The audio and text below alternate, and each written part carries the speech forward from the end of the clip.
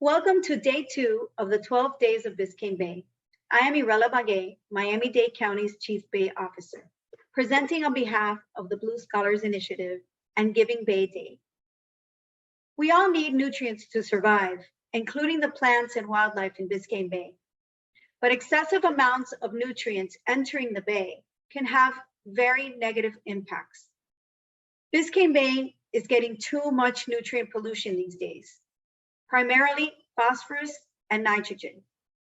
The nutrient pollution is coming from sewage leaks, septic tanks, stormwater runoff, and canal discharges that manage our floodwaters, and from fertilizers and pesticides coming from our lawns.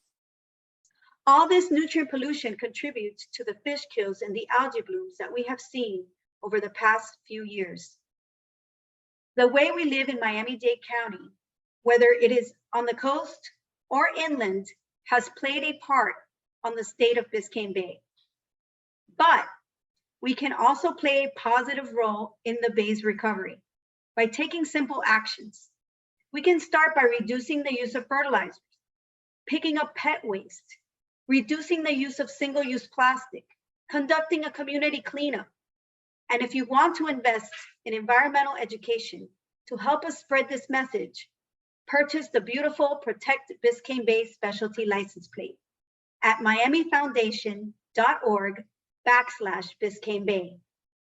Together, we can help Biscayne Bay recover.